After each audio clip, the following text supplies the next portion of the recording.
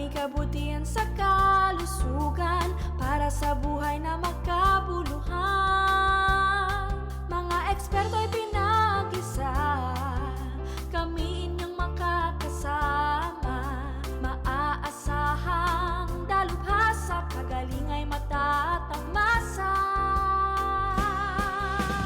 Hiling galing, sagot sa inyong hiling.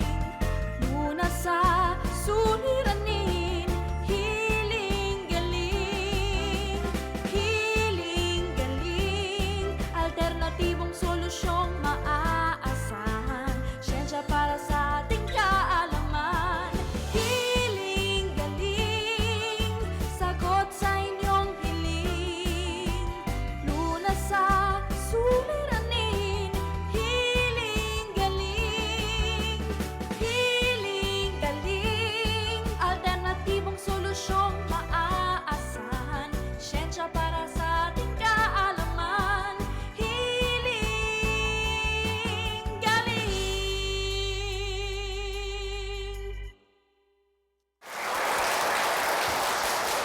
Isang maligayang malusog na Pasko mga kapatid. Narito na naman kami dahil linggo na naman ng umaga at sasamahan po namin kayo sa loob ng isang oras dito sa Hiling Galing. Ako po si Dr. Edinel Calvario at Merry Christmas, Ali Shubiri! Merry Christmas, Doktora, at saka sa mga kapatid natin. Wow! Merry Christmas na Chef Tristan! Merry Christmas sa ating mga kapatid at Happy Healing New Year. Ang kasunod ng Christmas. Ali, ito ang busy pag Pasko eh. 'Di ba ang mga chikiting? Anong ginagawa niyo pag Christmas? Nagkikiss. But why are you not looking at me? You look at me. Nagkikiss kami ni Daddy. Tapos, i-greet ng, Merry Christmas. Merry Christmas. Merry Christmas. Merry Christmas. Tapos anong ginagawa ni Mami para pasayahin ang Pasko mo? Siyempre, nagluluto ng masarap si Mami. Niluluto ng masarap si Mami. Naku. Katulad cake, Wow. spaghetti, Oh, ang dami pansit. naman. Wow, may spaghetti na, may pansit pa. Haba-haba buhay na yan. Pero chef, Yes po. sa buhay ninyo, na-enjoy nyo ba ang holidays? O kayo ay nasa kusina? Well, na-enjoy po namin pagkatapos na ng holidays. Ganon? Ganon po kami kabisi. Nakakapag-enjoy ka pa ba? Parang nasagap mo na lahat ng amoy at lasa ng niluluto mo para sa mga clients. Well, lalo na po ngayon, 5 days na lang yung magpapasko na. Oo, busy-busy. Busy na po kami ngayon. Tapos parang iinom ka na lang ng wine pagkatapos Actually, mag-prepare ng tubig lang recipe. po. Tubig Talagang- lang? Opo. Kawawa naman ang date mo, ha? Ang ganda-ganda pa naman nun, ha? Napapanood naman. ko sa kabilang istasyon yung ka-date mo, ha? Ay, mga kapatid, seriously speaking, no? Habang masayang-masaya ang puso ni Chef Tristan ngayong Kapaskuhan, alam niyo po ba na kasabay ng ating pagdiriwang ay pag-iingat sa ating kalusugan. Hindi yung Christmas party dito, Christmas party doon, na parang lahat ng isubo sa atin na pagkain ay ngunguyain natin dahil may kaakibat po na karamdaman ng holiday season na ito. Panoorin po natin. Pangunahing tampok sa mga pagtitipon tuwing dumarating ang mahabang selebrasyon ng Kapaskuhan sa bansa, ang iba't ibang putahin ng pagkain. Ang kawalan ng disiplina sa pagkain ang itinuturong dahilan kung kaya't marami ang sumusumpong na karamdaman kasabay at matapos ang mga pagdiriwang sa panahong ito. Kabilang dito ang alta presyon o high blood pressure, kung saan lumilikha ng paglapot ng dugo ang kombinasyon ng mga maalat at makolesterol na pagkain.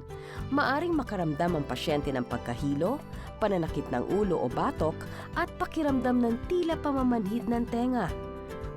Makakatulong kung lalagyan ng ice pack ang pasyente sa ulo habang ito ay komportabling nakaupo at painumin ng 2 hanggang 3 Omega Soft Gel Capsule sabay ng mainit-init na tubig.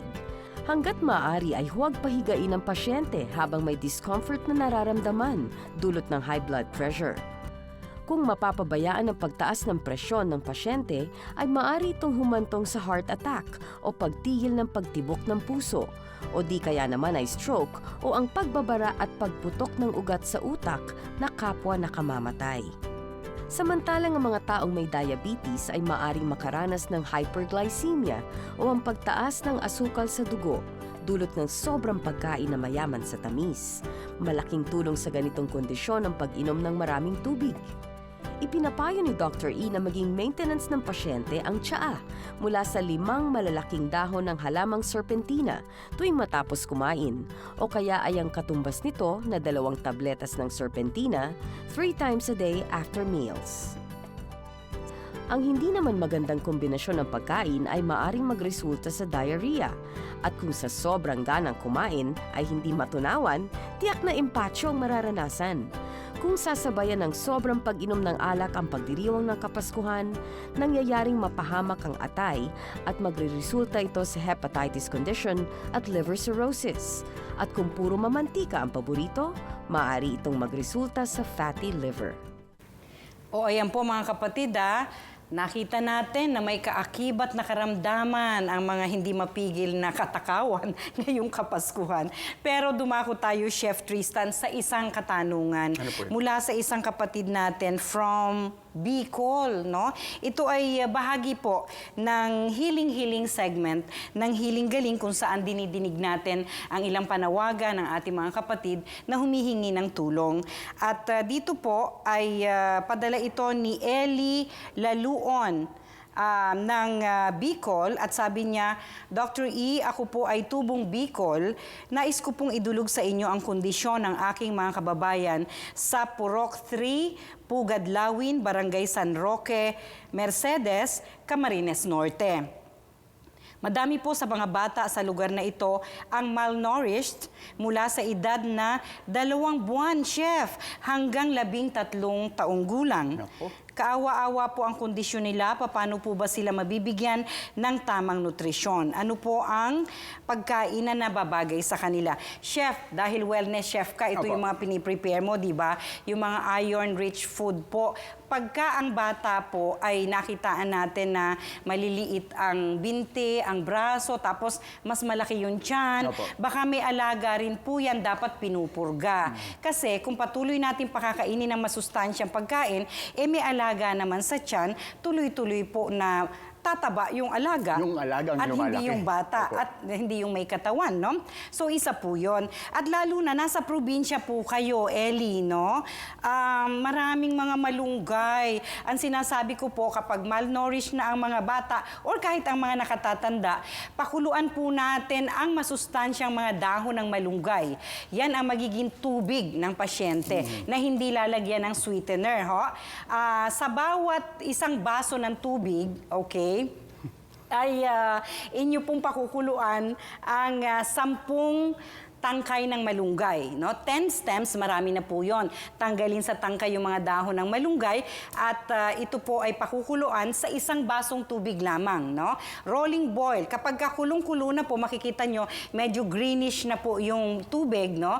Pwede na pong i-off yung stove at palamigin ang mga tubig na yan, yung sabaw ng malunggay na pinakuluan. Yan po ang ipapainom natin bilang tubig sa mga bata dyan sa Bicol na malnourished para hindi po yung simpleng pamatid-uhaw na tubig. At the same time, may sustansya na po kapag may malunggay. At saka nakita ko po sa mga larawan na ipinadala ninyo, no, kapatid na Ellie, na yung mga bata palaging nakahubad po at saka nahihiga sa simento. Dapat po kasi ay nakaangat ang higaan ng mga tao, lalo na ng mga bata dahil madali pong humina ang baga kapag diretso sa sahig na sementado ay doon natutulog ang isang tao, no? Kahit na nga po, yung may makapal na kutsyon na nakalatag sa sahig, tumatagos pa rin po ang lamig ng semento at yan ay nakakabutas ng baga, no? Ganun din yung mga pag-iingat natin na ang pawis ay natutuyo sa katawan ng mga bata kasi po pagka sa malnourishment, ang unang-una pong bumibigay, no, ay ang platelet count, syempre, no, ang hemoglobin count, kasama po yung dugo, in other words. Pero ganun din ang baga. Kaya karamihan po pag malnourished na mahina din po ang baga at ang malunggay na sinasuggest ko po sa inyo bilang sangkap ng tubig na ipapainom sa mga bata or kung baby pa tuloy at kung baby pa ay yun din ang ipapang tubig natin sa gatas nila sa formula milk kung iniinom po ay ganon, no?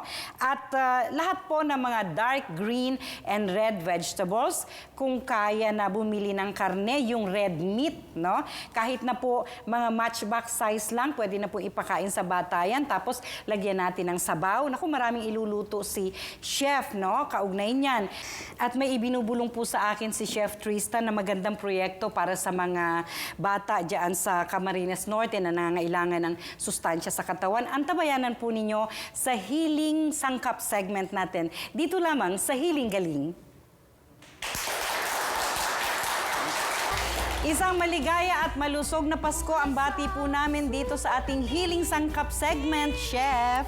Mga espesyal na recipe na pampahappy ngayong Pasko ang ibabahagi sa atin ni Chef Tristan. Abangan sa pagbabalik ng Healing Galing sa TV5. Kaalaman, hiling galing. May hatid na kalusugan ang luntiang kalikasan. Yan ang paniniwala sa natural na paraan. Mga produktong organic ang sagot sa karamdaman. Basta't holistic approach ay iyong susundan. Sabon man o mga oil, maging organic orals. Meron ding salts, mga grains, at liquids na natural. Yan ang Healing Galing products, iyong laging tandaan. Na sa natural na paraan ng paggagamutan, nasa iyo ang healing, nasa iyo ang galing.